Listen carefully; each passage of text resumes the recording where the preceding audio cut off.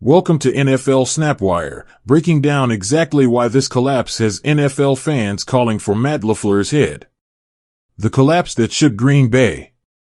Saturday's wildcard game began with Green Bay firing on all cylinders.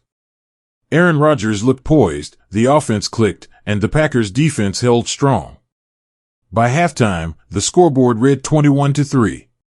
Fans in Lambeau Field were dreaming of an easy playoff win.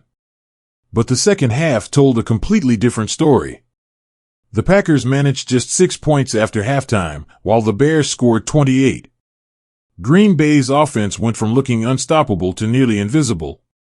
4 second-half drives yielded just 9 yards total, with each drive ending in a punt. It was a breakdown at every level. Former quarterback Kurt Benkert didn't mince words. He blamed LaFleur's decision-making for the collapse, calling it 100% on him, inexcusable. According to Benkert, the game exposed a lack of adjustments on both sides of the ball.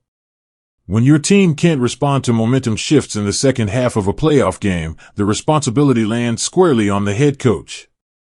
Key decisions under fire. The criticism is not just fan rage, it's grounded in the plays and decisions from the game. Observers noted several questionable calls from LaFleur. Conservative play calling on crucial third downs, allowing the Bears to seize momentum.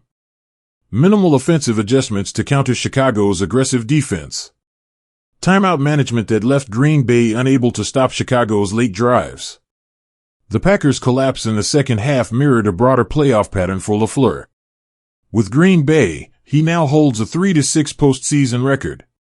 That includes multiple games where late leads evaporated under questionable coaching decisions. For many, Saturday's loss may have been the tipping point. Voices from the NFL world. Criticism poured in quickly after the game. Christian Watson's father openly called LaFleur's coaching the worst job I've ever seen, pointing directly to the team's inability to protect a sizable lead. Analysts like J.J. Watt and Bill Simmons joined the chorus, labeling it one of the worst playoff coaching performances in recent memory. NFL insiders are also weighing in on LaFleur's future. Ian Rappaport reported that while Green Bay is planning a meeting with LaFleur to discuss his future, the outcome of Saturday's wildcard loss won't necessarily determine his tenure. LaFleur is reportedly on track to discuss a contract extension with the team in the offseason, though the historic nature of the collapse could have lasting implications for his career in the league. What went wrong for the Packers? Breaking down the game, several factors contributed to Green Bay's implosion. Second-half offensive freeze. Green Bay's 4 second-half possessions produced a mere 9 yards. The offense stalled completely, unable to adapt to Chicago's defensive adjustments. Defensive breakdown. While the defense dominated early, they gave up 28 points in the second half, unable to stop big plays.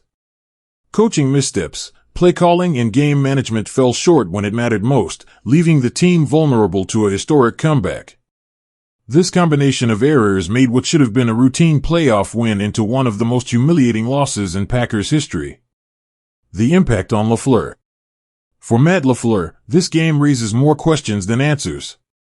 Despite the loss, the Packers reportedly still view him as part of their long-term plans, with contract extension talks reportedly in the works.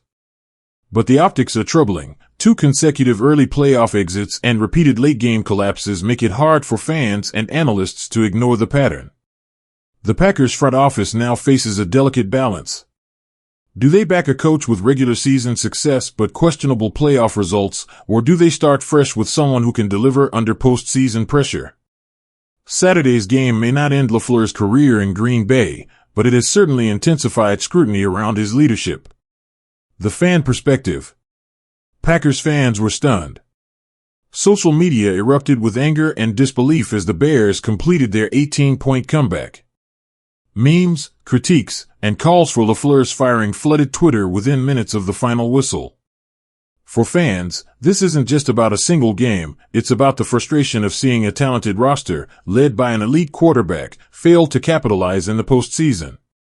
The 31-27 loss is more than a stat line, it's a symbol of missed opportunity and the very real question of whether LaFleur can lead Green Bay to playoff success. Looking ahead. As the offseason begins, the Packers must reflect. What changes will be made in personnel? How will LaFleur address his coaching shortcomings? Can Green Bay prevent another late-game collapse in the future? These questions loom large. For LaFleur, Saturday's wildcard loss may be a wake-up call.